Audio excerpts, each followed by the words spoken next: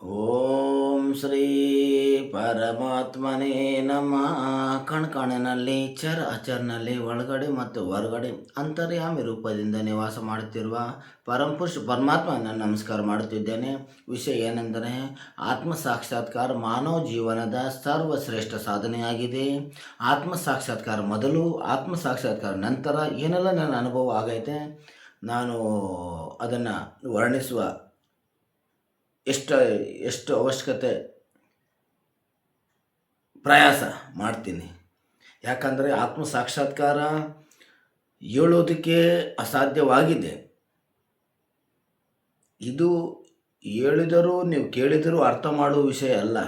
ಇದನ್ನು ಯಾರು ಅನುಭವ ಮಾಡ್ತಾರೋ, ನಿಧಿ ಅನುಭವ ನಿನ್ನ ಯಾರು ತನ್ನನ್ನು ತಿಳಿಯುತ್ತಾರೋ ಅವರೇ ತಿಳಿಯುವ ವಿಷಯ ಆಗಿದೆ. ಇದು ವ್ಯಕ್ತಿಗತ ವಿಷಯ ಆಗಿದೆ. ನೀವು ನಿಮ್ಮನ್ನು ತಿಳಿಯೋದಕ್ಕೆ ಯಾರು ಹೋಗ್ತಾ ಇದ್ದಾರೋ ಇದು ಮಾರ್ಗದಲ್ಲಿ, ಯಾರು ತನ್ನನ್ನು ತಾನು ತಿಳಿಯೋದಕ್ಕೆ ಹೋದೋ ಮಾರ್ಗದಲ್ಲಿ ಪಂಚ ಇಂದ್ರಿಯಗಳು ಯಾವ ರೀತಿ ನಮ್ಮ ಈಶ್ವರನ ಹುಡುಕುವ ಮಾರ್ಗದಲ್ಲಿ, ಈಶ್ವರನ ಅನುಭೂತಿ ಮಾರ್ಗದಲ್ಲಿ ಏನೆಲ್ಲ ಸಹಾಯಕ ಆಗ್ತದೆ, ಏನೆಲ್ಲ ಬಾಧೆ ಆಗ್ತದೆ, ಇದರಿಂದ ನಾವು ಯಾವ ರೀತಿ ಮೇಲೆ ಬರೋದು, ಪಂಚೇಂದ್ರಿಯಗಳಿಂದ ಯಾವ ರೀತಿ ಬರೋದು ನಾವೀಗ ನೋಡೋಣ. ವಿಷಯ ಇದೇ ಆಗಿದೆ. ಓಂ ಶ್ರೀ ಪರಮಾತ್ಮನೇ ನಮಃ. ಮೊದಲು ನಾವು ನೋಡೋಣ ಆತ್ಮ ಸಾಕ್ಷಾತ್ಕಾರ ಅಂದರೆ ಏನು. ಆತ್ಮ ಸಾಕ್ಷಾತ್ಕಾರ ಅಂದರೆ ನಾನು ದೇಹ ಮನು ಇಂದ್ರಿಯಗಳು ಅಲ್ಲ, ಅವೆಲ್ಲವೂ ಅರಿಯುವ ಚೈತನ್ಯವೇ ನಾನೇ ಆಗಿದ್ದೇನೆ ಎಂಬುದು ಬುದ್ಧಿ ಕಲ್ಪನೆಯಲ್ಲ, ನೇರ ಅನುಭವ. ಆತ್ಮ ಸಾಕ್ಷಾತ್ಕಾರದ ಮೊದಲು ಯಾವ ರೀತಿ ಭಾವನೆ ಇರ್ತದೆ? ನಾನು ಎಂಬ ಭಾವನೆ, ನನ್ನ ದೇಹ, ಹೆಸರು, ಸ್ಥಾನ, ಭಾವನೆಗಳು ಸೀಮಿತವಾಗಿರ್ತದೆ. ಇದೇ ಪ್ರಕಾರ ಇಂದ್ರಿಯ ಸುಖ ದುಃಖಗಳ ಮೇಲೆ ಅವಲಂಬನೆ ಆಗಿರ್ತದೆ. ಅವರ ಸಂತೋಷ ಹೊರಗಿನ ವಸ್ತುಗಳಲ್ಲಿ ಹುಡುಕುವ ಮನಸ್ಥಿತಿ, ಆಸೆ, ಭಯ, ಕ್ರೋಧ, ಅಸಮಾಧಾನಗಳ ಚಕ್ರ. ಇಲ್ಲಿ ಇಂದ್ರಿಯಗಳೇ ನಾಯಕರು, ನಾನು ಅನುಯಾಯಿಯಾಗಿರುತ್ತಾನೆ. ಸಾಕ್ಷಾತ್ಕಾರ ಮೊದಲಲ್ಲಿ ಇಂದ್ರಿಯಗಳೇ ನಾಯಕರಾಗಿರ್ತಾರೆ, ನಾನು ಅನುಯಾಯಿ ಆಗಿರ್ತೀನಿ. ಮತ್ತು ಆತ್ಮ ಸಾಕ್ಷಾತ್ಕಾರ ನಂತರ ಒಳಗಿನ ನಿಶಬ್ದ ಶಾಂತಿ, ಪರಿಸ್ಥಿತಿಗಳಿಂದ ಅಲುಗಾಡದ ಸ್ಪರ್ಧೆ, ಅವರ ಇಂದ್ರಿಯಗಳ ಕಾರ್ಯನಿರ್ವಹಿಸುತ್ತವೆ ಆದರೆ ಆಳ್ವಿಕೆ ಮಾಡುತ್ತಿಲ್ಲ, ನಾನು ನೋಡುತ್ತಿರುವವನು ಎಂಬ ನಿರಂತರ ಜಾಗೃತಿ, ನಾನೇ ಸಾಕ್ಷಿ ಇಂದ್ರಿಯಗಳ, ನಾನು ಸಾಕ್ಷಿ ಇಂದ್ರಿಯಗಳು ಸಾಧನೆಗಳು. ಆ ಪಂಚೇಂದ್ರಿಯಗಳು ಇದರಲ್ಲಿ ಯಾವ ರೀತಿ ಕಾರ್ಯವನ್ನು ಮಾಡ್ತದೆ? ಪಂಚೇಂದ್ರಿಯಗಳು ಮೊದಲು ನಾವು ತಿಳಿದುಕೊಳ್ಳಬೇಕು. ಯಾವುವು ಪಂಚೇಂದ್ರಿಯಗಳೆಂದರೆ ನೇತ್ರ, ರೂಪದ ಅರಿವು, ಶ್ರವಣ, ಶಬ್ದದ ಅರಿವು, ಗೃಣ, ವಾಸನೆಯ ಅರಿವು, ರಸನ, ರುಚಿಯ ಅರಿವು, ಸ್ಪರ್ಶದ ಅರಿವು. ಇಂದ್ರಿಯಗಳ ಅನುಭವವನ್ನು ತರುತ್ತವೆ ಆದರೆ ಅರಿವನ್ನು ನೀಡುವುದಿಲ್ಲ. ಅರಿವಿರುವುದು ಆತ್ಮ. ಪಂಚೇಂದ್ರಿಯಗಳು ಈಶ್ವರನ ಸಾಕ್ಷಾತ್ಕಾರ ಹೇಗೆ ಸಹಾಯಕವಾಗಿದೆ? ಪಂಚೇಂದ್ರಿಯಗಳು ತಡೆಗೋಡೆ ಅಲ್ಲ, ಅವು ಪರಿವರ್ತನೆ ಸಾಧನೆಗಳು.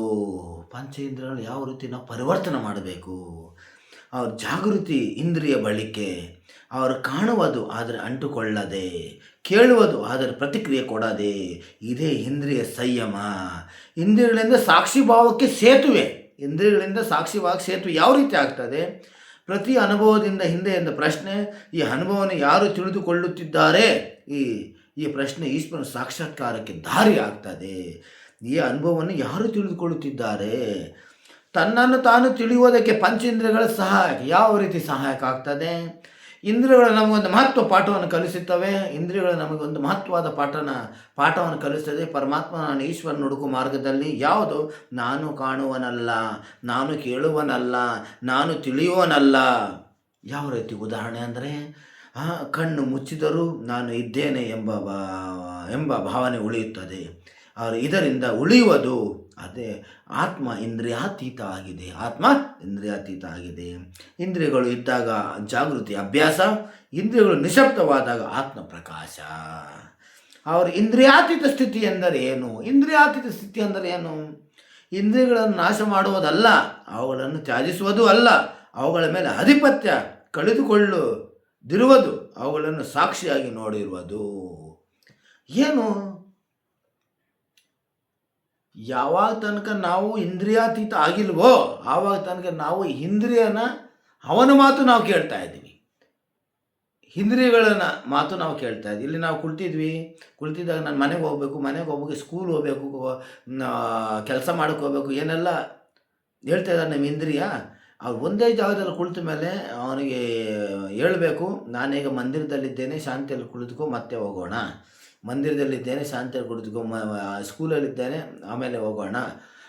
ನಿಧಾನವಾಗಿ ಅಭ್ಯಾಸ ಮಾಡಿ ಅವನ್ನ ಹಿಂತಿರುಗಿ ಕರ್ಕೊಂಬರಬೇಕು. ಆಗ ಬರುವಾಗ ಅಭ್ಯಾಸ ಮಾಡ್ತೆ ನೀವು ಒಂದಲ್ಲ ಒಂದು ದಿವಸ ಇಂದ್ರಿಯಗಳು ನಿಮ್ಮ ಆದೇಶವನ್ನು ಪಾಲನೆ ಮಾಡುವ. ಆವಾಗ ನೀವು ಇಂದ್ರಿಯಾತೀತ ಆಗ್ತೀರಾ. ಯಾವಾಗ ತನಕ ಇಂದ್ರಿಯಗಳು ಆದೇಶ ನಾವು ಪಾಲನೆ ಮಾಡ್ತಾ ಇದ್ದಾರೋ ಆವಾಗ ತನಕ ಇಂದ್ರಿಯಾತೀತನಲ್ಲ. ಯಾವಾಗ ನೀನು ಇಂದ್ರಿಯಾತೀತ ನೀವು ಆದೇಶ ಕೊಡಬೇಕು ಇಂದ್ರಿಯಗಳಿಗೆ, ಊಟ ಮಾಡು, ಅವ್ರು ನೀರು ಕುಡಿ, ಆದೇಶ ಕೊಡಬೇಕು.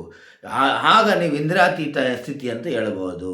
ಅವುಗಳ ಮೇಲೆ ಆಧಿಪತ್ಯ ಕೊಳ್ಳದಿರುವುದು, ಅವುಗಳನ್ನು ಸಾಕ್ಷಿಯಾಗಿ ನೋಡುವುದು.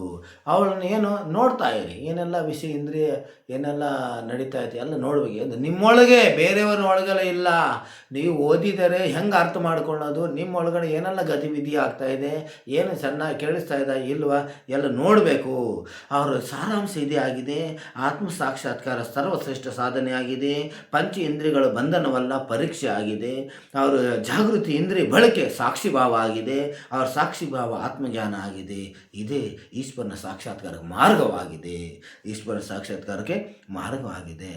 ಅವರು ಇದೇ ಪ್ರಕಾರ ಯಾರು ಈಶ್ವರನ ಪ್ರಾಪ್ತಿಗೆ ಅವರು ಮಾಡುವ ಧೈರ್ಯ ಮಾಡಿ ತನ್ನೊಳಗೆ ನಾನು ಪ್ರವೇಶ ಮಾಡಬೇಕಂದವರು ಮೊದಲಿನ ನಾವು ನಿರೀಕ್ಷಣೆ ಮಾಡಬೇಕು. ನಮ್ಮ ಇಂದ್ರಿಯಗಳು ಎಲ್ಲಿ ಹೋಗ್ತಾಯಿದೆ, ಎಲ್ಲಿರ್ತದೆ, ಏನೆಲ್ಲ ನೋಡ್ತಾ ಇದ್ದೀವಿ, ಮಾಡ್ತಾ ಎಲ್ಲ ನೀವು ನಿರೀಕ್ಷಣೆ ಮಾಡುವ ಶುರು ಆದಾಗ ನಿಮ್ಮ ಯಾತ್ರೆ ಶುರು ಆಗುತ್ತದೆ. ಓಂ ಶ್ರೀ ಪರಮಾತ್ಮನೇ ನಮಃ.